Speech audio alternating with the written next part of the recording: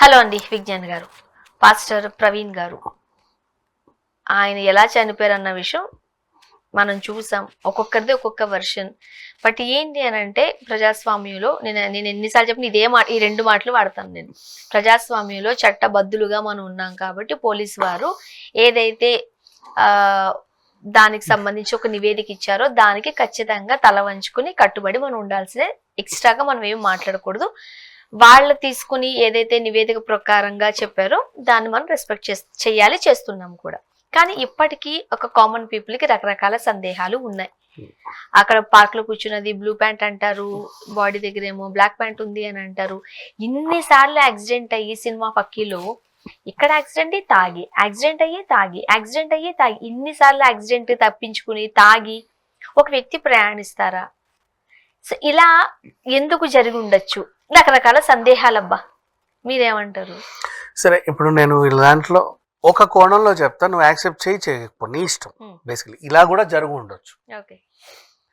అందరు అంటున్నారు అది పాస్టర్ కాదు, పాస్టర్ని ముందే చంపేశారు, ఎవరో తిరిగారు అని అన్నావు. సరే, ఎవరో అది పాస్టరే అనడానికి కూడా మనం నమ్మొచ్చు. వై? బికాస్ అంటే వీళ్ళ డౌట్లు ఏంటంటే, వైన్ షాప్కి వచ్చిన హెల్మెట్ అన్న తీడా, కూర్చొని ఎండకిలా సొమ్ములో హెల్మెట్ అన్న తీడా, మాస్క్ సరే మాస్క్ పాస్టర్ కాబట్టి గుర్తుపడతారని వేసుకొని ఉన్నాడు. ఇట్లాంటి కొన్ని అనుమానాలు. నెక్స్ట్ సరే వైన్ కొన్నావు, నువ్వు తాగింది నాకు చూపి, ఎక్కడో దగ్గర తాగుంటాడు కదా, అదెందుకు లేదు నీ దగ్గర? మరి ఇంత జర్నీలో పాస్టర్ తాగుతానే పోతున్నాడు కానీ ఎక్కడ తినడానికి ఆగలేదా? రెస్టారెంట్లో సీసీటీవీలు లేవా? ఇవే కదా క్వశ్చన్స్ అడిగేది. నవ్వు పాజిటివ్గా తీసుకుంటే పాజిటివ్ తీసుకో, నెగిటివ్ తీసుకుంటే నెగిటివ్ తీసుకో, మీ ఇష్టం. ఇలా కూడా ఒక ఆప్షన్ ఉండొచ్చు కదా. అంటే పోలీస్ ల్యాంగిల్లో వీళ్ళు చెప్పిన స్టోరీని విందాం. పాస్టర్ వచ్చాడు, ఫస్ట్ లిక్కర్ మార్ట్కి వెళ్ళాడు. స్టార్టింగ్ నాగోల్ జర్నీలో లిక్కర్ మార్ట్లో బీర్ తీసుకున్నాడు. అంటే ఇన్నిసార్లు తాగుతాడా, అంత తాగుపోతా అంటే అంత తాగడానికి ఆయన ఫుల్ బాటిల్ నేను కొనలా. లిక్కర్ మార్ట్లో నీకు అయితే ఫుల్ బాటిలే దొరుకుద్ది, లేదా బీర్స్ దొరుకుతాయి. క్వార్టర్లు హాఫ్లు అమ్మరు లోపలికి వచ్చే స్టోర్లు. బయట అంటే మనం షాపు ముందుకు వెళ్ళి అడుగుతాం కదా, అది క్వార్టర్ ఇది హాఫ్ ఇవని వాళ్ళు ఇస్తారు. ఈ లోపలికి మనం కార్ట్ పట్టుకొని వచ్చే దగ్గర మాత్రం ఖచ్చితంగా ఫుల్ బాటిల్స్ ఉంటాయి, లేదా బీర్స్ ఉంటాయి. క్వార్టర్స్ కొన్ని బ్రాండ్స్ చిన్న ఇవేవో ఉంటాయి, వాట్ ద డిస్ప్లే. నౌ ఆయన బీర్ కొన్నాడని చెప్పారు. ఎస్, అఫ్ కోర్స్ బీర్ తాగితేనే అంత తూలుతారా అంటే డోంట్ నో ఎన్ని బీర్లు తాగినా, కొంతమంది కెపాసిటీ. బీర్ తాగిన తర్వాత ఏదో తీసుకున్నాడు, మందు కొనడం నాకు చూపించావు, ఎక్కడ తాగాడు చెప్పు. తాగే వాళ్ళు ఎప్పుడైనా సరే సీసీటీవీ ముందు కూర్చొని తాగరు కదా, కొనేటప్పుడు మాత్రమే అక్కడ ఖచ్చితంగా ఉంటుంది కాబట్టి దొరుకుతాం. తాగేవాళ్ళు, పేకాట ఆడేవాళ్ళు, మందు తాగేవాళ్ళు, ఇంకేమైనా అసాంఘిక కార్యకలాపాలకు వెళ్ళేవాళ్ళు, లేదా మలమూత్ర విసర్జనలు చేసేవాళ్ళు ఎక్కడికి వెళ్తారు? రోడ్డు మీద బండి ఆపి లోపలికి వెళ్తారు. లేదా బండితో పాటు కూడా లోపల ఎక్కడ అటు ఇటు ఎవడు రాని చోటు, ఎవరు జంతువు గట్రాలు లేని చోటు, వేరే తాగుబోతులున్నా పర్లా, నష్టమే లేదు. ఎందుకంటే వాళ్ళు మనం చేయడానికి వచ్చింది కాబట్టి అక్కడ కూర్చొని తాగాడు ఫర్ ఎగ్జాంపుల్. అలా తాగినప్పుడే ఎంతో తిని ఉండొచ్చుగా, ఏదోటి తెచ్చుకుంది, సమోసో గీసో, పకోడో, చెకోడో, చికెన్ వేపుడులో. అది కొనుక్కోలేదంటారా? కొన్ని దగ్గర కూడా సీసీటీవీ ఫుటేజెస్ ఉంటాయి. అదే చెప్తున్నా, ఆ పుట్లాలు ఆల్రెడీ బ్యాగ్లో ఉండుంటాయి. ఇంటి దగ్గర నుంచి ఏమైనా డబ్బా తెచ్చుకోవచ్చు, చెప్పలేము. ఇంట్లో ఏదో ఉన్నాయి, ఫ్రూట్స్ వాట్ ఎవర్ తాగుండొచ్చు. మళ్ళీ రోడ్డు ఎక్కాడు, నువ్వు తాగేది లేదు కదా. వెళ్ళేటప్పుడు ఆ మూలకెళ్ళి తాగేటప్పుడు అక్కడ కదా క్యాప్చర్ అవుతుంది కదా నువ్వు వెళ్ళడం. అట్లయితే దేశమంతా కెమెరా సీసీటీవీలు ఉండవమ్మా, కానీ ప్రధాన కూడల్లో పెడతారు. అందుకని చెప్పేసి వీళ్ళు కూడా ఏ అడవిలోనో చెట్టు కింద మంచి నీడ ఉండి ఆ ఎండకి కాసేపు నేను రెస్ట్ తీసుకునేలాగా అలా కూర్చొని హ్యాపీగా వాతావరణం ఎంజాయ్ చేస్తా. ఇంత ఆ బీర్ తాగడం వల్ల పెద్దగా తూలేదేం ఉండదు. బీర్ తాగిన తర్వాత మళ్ళీ నువ్వు ఎక్కడన్నా మద్దు తాగావనుకో, అంటే లైక్ వేరే లిక్కర్స్ లైక్ విస్కీ, బ్రాండీ, ఇట్లాంటివి ఏంటంటే నువ్వు హాఫ్ తాగితే తూలొచ్చు హ్యాపీగా, ఎంతైనా తూగలొచ్చు. బీర్స్కి అంతే ఉండదు కెపాసిటీ. ఓ 4 ఇంకా చెప్పాలంటే కొంచెం మంచి మందుబాబు యూతులు మందుబాబులు ఉంటారు చూడు, ఎవడన్నా వాళ్ళు పిలిచాడు ఈ పెయింట్ వేసే వాళ్ళు లేకపోతే కన్స్ట్రక్షన్లో పనిచేసే వాళ్ళు యూత్, ఎరా నువ్వు ఎన్ని బిల్లు లేపుతా ఉంటా, నేను 6-7 లేపేస్తా అంటాడు. ఏం కాదా అట్లా అంటారు కొంతమంది. అది ఏం కాదా అంటే వాళ్ళకి ఎవరి కెపాసిటీ వాడిది, అందరికి ఒకటి ఉండదు. సో ఈయన కెపాసిటీ 2 బిల్లు తాగితే తూలొచ్చేమో చెప్పలేము. అర్థమైందా? పోలీసులు ఇంత క్లారిటీగా ఇప్పుడే ఎందుకు చెప్పారు?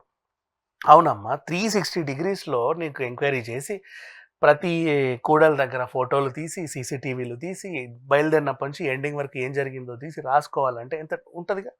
మధ్య మధ్యలో ఏమేమి ట్రాన్సాక్షన్స్ చేసావు, అక్కడ ఏం కొన్నావు, ఇవన్నీ చెప్పిన తర్వాత వీళ్ళు ఒక కన్క్లూజన్కి వచ్చారు. ఎప్పుడైనా ఏ కేసుకైనా సరే ఏసీపీ డీసీపీ ప్రెస్ మీటో లేక ఐజీ గారి ప్రెస్ మీటో ఎస్పీ గారి ప్రెస్ మీటో ఒక ఎండ్ ఇదండి జరిగిందని ఆధారాలతో వాళ్ళు పెట్టారు.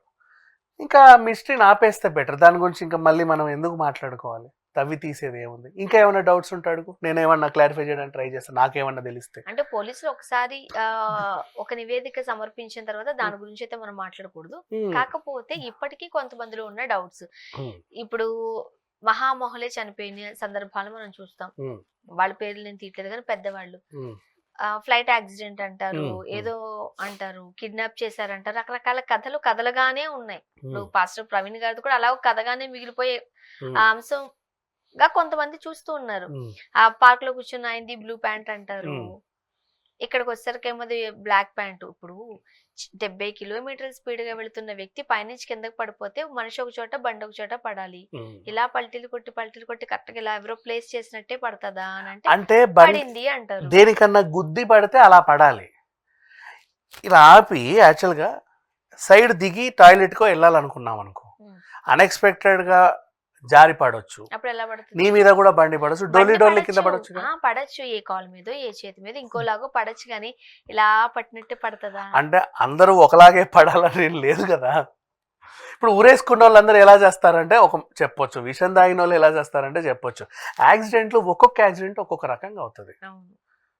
దాన్ని పర్టికులర్ ప్రతి యాక్సిడెంట్ ఇట్లాగే జరగాలి, లారీ గుద్దితే ఈ డ్యామేజ్ అవ్వాలి, బైక్ గుద్దితే ఈ డ్యామేజ్ అవ్వాలి, ఆటో గుద్దితే ఇలా అవ్వాలి, అదేం లేదు కదా. సో దాన్ని కూడా మనం ఏం అనలేము. It's okay. ఇప్పుడు వీళ్ళు ఎంక్వైరీ చేసి ఫోరెన్సిక్ రిపోర్టే వచ్చింది, ఇదండి అన్నారు.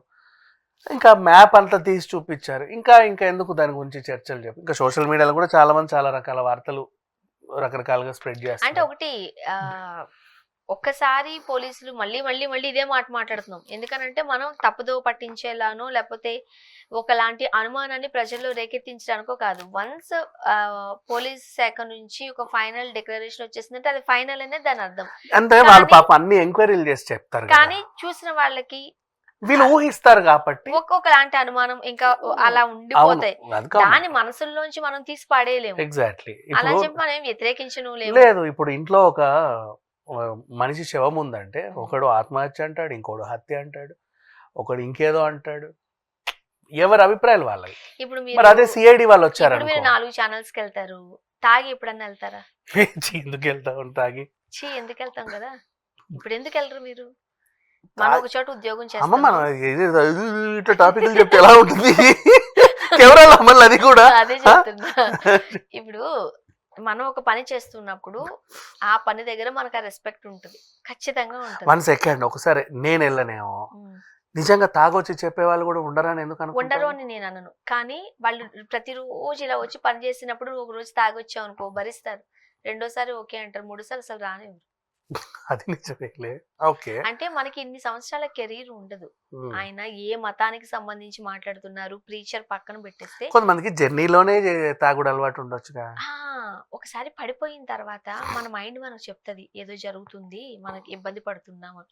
చదువుకున్న వ్యక్తులుగా ఫస్ట్ తాగినప్పుడు ఇబ్బంది పడ్డప్పుడు రెండో మంది మనం చదువుకున్న వ్యక్తులము, సొసైటీలో ఇంతవరకు ఈ స్టేజ్ కి వచ్చిన వ్యక్తులము, యాక్సిడెంట్ అయ్యింది లేచారు తాగారు, మళ్ళీ చిన్న యాక్సిడెంట్ అయింది లేచారు తాగారు. ఇన్నిసార్లు ఒక వ్యక్తి చేస్తారా ఈ స్టేజ్ కి వచ్చిన వ్యక్తి?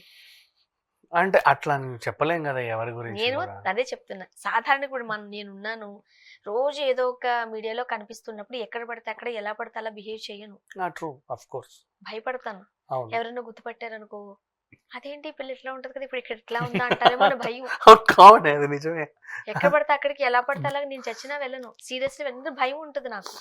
అరే ఈ పిల్ల అంటారు. ఫ్యామిలీతో వెళ్ళినా సరే ఓ చేతులు వేసుకుని తిరగం, కాబట్టి పిల్లల చేతులు పట్టుకుంటామేమో కానీ ఎందుకు మనకు తెలుసు అది ఫ్యామిలీ, నాడికి తెలుసో లేదో తెలియదు, ఇది ఎవరితోనో వచ్చిందంటారేమో అని భయం. అది నిజమే. సొసైటీలో మనం కనిపిస్తున్నప్పుడు మనకు ఒకలాంటి భయం ఉంటది. తాగి బండి నడిపేశారంటే నడిపేయచ్చు, కానీ ఇలా పడిపోయి అలా పడిపోయి ఇన్నిసార్లు తాగి ఆ స్టేజ్ వ్యక్తి చేస్తారా అనేది కొంతమంది అనుమానం. ఇప్పుడు ఇవన్నీ నా అనుమానాలు కూడా కాదు. అంటే అంతమంది ఫాలో అవుతారు, తను చెప్పేది వింటారు, దేవుడి తర్వాత దేవుడిలా చూస్తారు కాబట్టి. పైగా నువ్వు చెప్పేది కొంచెం ఏదో ఒక రిలీజియన్ కి సంబంధించింది కాబట్టి డైజెస్ట్ అవ్వదు. ఇట్లా తాగి చనిపోయాడు అంటే డైజెస్ట్ బాగోదు కదా.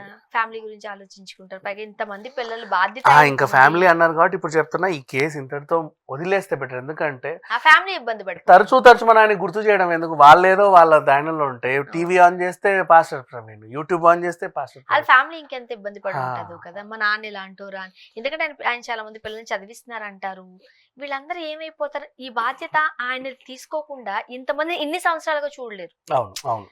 ఇప్పుడు వచ్చే సందేహాలు ఏంటంటే ఇది, బట్ అఫ్ కోర్స్ ఏది జరిగింది ఏదో జరిగిపోయింది, మనకు తెలియదు అక్కడ ఏం జరిగిందో. ఒక 400 ఫుటేజ్ పోలీసులు మన కళ్ళ ముందు పెట్టారు, ఇది అమ్మా జరిగింది అని చెప్పారు. ఓకే, మనం అగ్రి చేయడం తప్ప దీనికి సంబంధించి మాట్లాడేది ఏమీ లేదు. ఇంకా మాట్లాడకూడదు. అంటే ఒక ఎండ్ అనేది వచ్చిన తర్వాత స్టోరీ ఎక్కువ మాట్లాడితే ఏమవుతుంది అని అంటే ఫ్యామిలీ ఇబ్బంది పడుతుంది. బట్ ఎవరి అనుమానాలు వాళ్ళకి, ఎవరి సందేహాలు వాళ్ళకి, ప్రతి ఒక్కరికి ఉంటాయి. ఇప్పుడు అడవిలో ఒక శవం ఉందంటే అది జంతువు చంపిందా, మనిషి చంపాడా, వాడికి వాడే ఆత్మహత్య చేసుకున్నాడా, అనుమానాలు ఉంటాయి. సో చూద్దాం ఏదేమైనా సరే. అప్పుడు వాళ్ళు ఏంటి ఎంక్వైరీకి ఇస్తే పోలీసులు లేదు ఇది జంతువు దాడి కాదు, ఇతనే ఇలా వస్తే అతను వచ్చి చంపాడు, ఇక అతన్ని పట్టుకున్నాం. ఏదేమైనా ఒక ఇన్సిడెంట్ జరిగిపోయింది, బాధాకరమైన విషయం. ఆ కుటుంబం తొందరగా కోలుకోవాలని మనస్ఫూర్తిగా కోరుకుందాం. ఎగ్జాక్ట్లీ. Thank you.